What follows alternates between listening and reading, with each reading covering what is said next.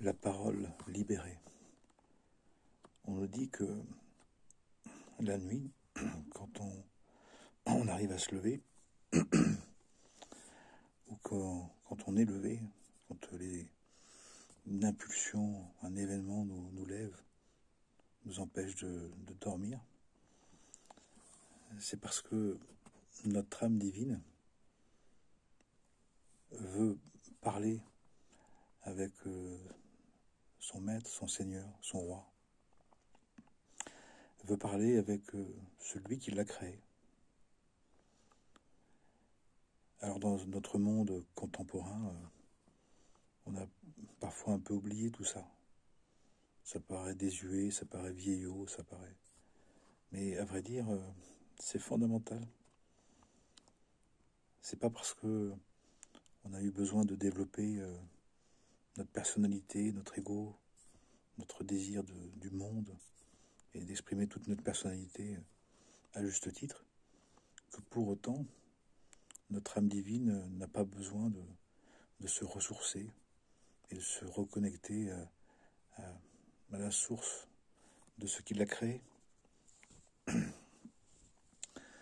Et ce qui est merveilleux, c'est que pendant ces 2 heures, pendant la nuit, pendant ce temps de nuit, c'est le moment où on peut ressentir ou percevoir en nous, à travers un état d'être, à travers un silence, à travers la nuit, le silence, de retrouver cette certitude intérieure, cette pierre de fondation. On nous dit que en nous, il y a une partie incorruptible, une partie inexpugnable, une partie que les bâtisseurs du monde ont rejetée. Mais il y a une partie en nous qui est incorruptible, qui est intangible. Et en se levant la nuit, c'est le meilleur moyen, c'est un des grands moyens, comme les retraites spirituelles, comme les shabbats, comme les temps de retrait, les temps de pause, d'isolement, d'essolement. Mais là, ce sont des temps journaliers, disponibles facilement, pour justement prendre le temps de ressentir, de retrouver ce socle en nous, ce fondement en nous, qui ne dépend pas du monde, et qui fait qu'il y a une partie en nous qui ne peut pas être détruite. Et dans les temps dans lesquels nous sommes, où il y a beaucoup de désillusions, puisque on ne sait pas trop que il y a beaucoup de choses qu'on est en train de faire pour terminer. Beaucoup de choses qu'on est en train de continuer pour en finir. Donc ça crée du trouble, ça crée de la désillusion, ça crée du mal-être, voire du malheur, parce qu'on peut être très attaché, et finalement on doit beaucoup se détacher, de lâcher prise, comme on dit, de relativiser, de mettre moins d'enjeu, parce qu'on doit retrouver le je suis de l'être. Et la nuit, c'est un moment très privilégié pour ça.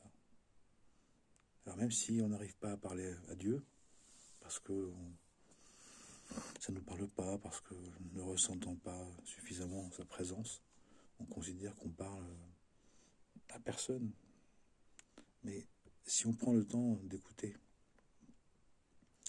d'écouter en soi, et de passer ce qui nous accapare, de traverser nos attentes, nos illusions, nos désillusions, et on verra que ce qui reste, et ce qui a toujours été là, et ce qui reste avant tout et pendant tout et après tout, et surtout après des grandes désillusions, eh bien, il reste un socle.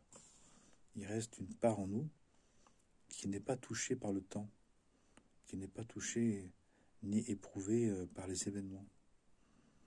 qui ne peut pas être détruit, qui ne peut pas être saccagé, qui ne peut pas être attaqué, qui ne peut pas être changé par les événements, mais qui au contraire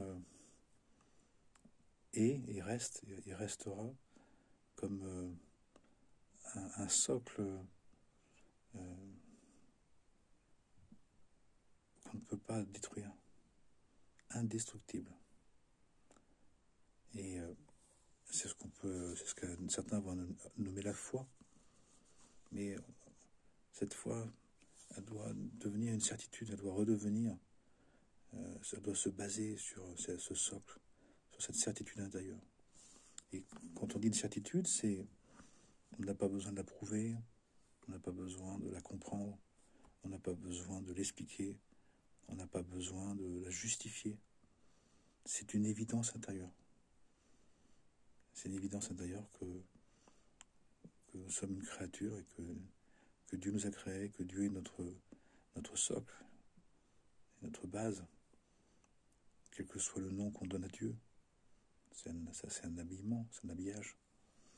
Mais la caractéristique, c'est qu'il y a quelque chose qui ne peut pas être détruit, qui ne peut pas être complètement détruit, qui ne peut pas être complètement bouleversé. Et on nous dit que, d'une certaine manière, les épreuves, les efforts, les projets, ils sont là pour justement, à travers le temps, à travers ce qui passe, ce qui ne reste pas, ce qui ne tient pas, de percevoir ce qui n'a jamais changé, ce qui est toujours là, ce qui sera toujours présent. Et ensuite, bien, l'idée, c'est de se baser dessus, de savoir y revenir, de savoir établir, non pas sur du sable ni du vent, mais sur la pierre, non pas une pierre du cœur, mais un cœur de chair, sur la pierre, la pierre vivante, sur une âme vivante. Une âme vivante, c'est une âme qui vit selon l'Esprit Saint, une âme qui vit dans la conscience de sa filiation divine.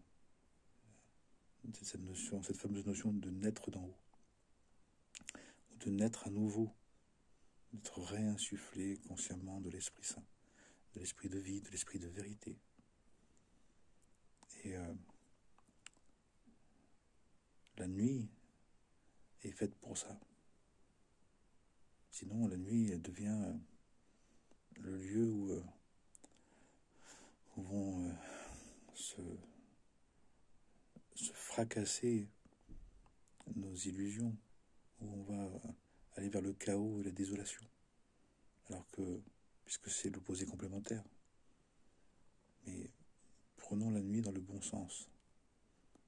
Celle d'écouter en nous ce qui n'a jamais été détruit, ce qui n'a jamais été touché, ce qui n'a jamais été